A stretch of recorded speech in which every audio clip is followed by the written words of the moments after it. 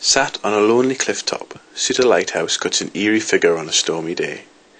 The lighthouse keepers are long gone, but staff at the visitor site say the shadows of those who once lived there still linger on. We've had things that go missing and turn up later on, which is really quite irritating. We've had times when we've seen people around the building. We've had times when we've heard people around the building. We've been told by a clairvoyant that the person who does this is a lady called Isabella, who could possibly be the wife of Robert Darling, who was Grace Darling's nephew, who was a lighthouse keeper here for 24 years. Apparently she likes to see the look on our faces when things go missing. Quite often hear children in the building when there aren't any children in the building, just sort of laughing and running around. Just recently the cook was in on a Friday on her own, and all she could hear upstairs were children running around, and there wasn't anybody else here. So that's quite spooky. You know, there was a lot of children lived in the area, and also not just in the lighthouse but in the area, the village next door, children regularly came into play. So I'd imagine it was a bit of a paradise for kids really, because this was posh compared to the houses on the colliery village. So they would have thoroughly enjoyed this. And there is a corridor that runs around the whole building. It's a connecting corridor at the time.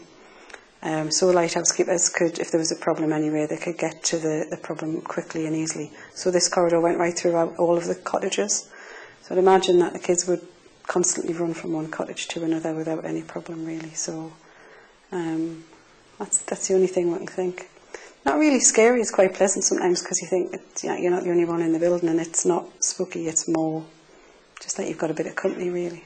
Once or twice I felt a little bit nervous, because I've quite often worked here at night on my own. We once had a gentleman in who said that his dad had died in the room above the tea room, the small tea room, and that was my office at the time. And he said he smoked very, very strong Capstan full-strength cigarettes. And funnily enough, when he was in the building, this gentleman, we could actually smell it. Everybody in the tea room thought somebody was smoking in the tea room. It was really, really strong. And then the property manager, Nick, did a historical book about the area, Morsden Village, the village that vanished, along with Sybil Reader, who's a local historian. And among the photographs was a photograph of this gentleman who lived in this cottage and died in my office. He was called John. And he's probably a very nice man, but he looked very scarily like Alfred Hitchcock. And the photographs were a bit spooky.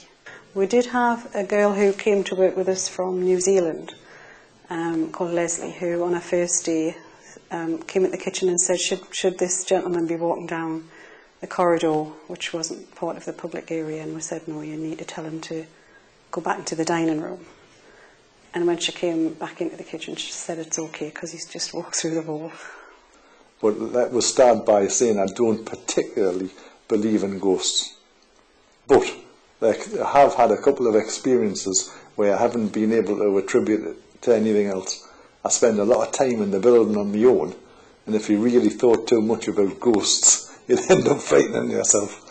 But literally a month ago or so, we have a room there called the cottage, and I was in there on my own cleaning, and I heard somebody going up the stairs very slowly, and I thought, well, who could that be? And then I realised I'm on my own, it can't be anybody. But rather than leave it, I immediately went outside, had a look at the staircase, nobody there. I presume they were going upstairs, so I quickly went upstairs to have a look in the bedrooms, nobody there, and come back to where I started, down in the parlour, and that was it for me. I'm out of here. But there's no question that it's that there's bumps and noises happening here that you've got to think about what could that be.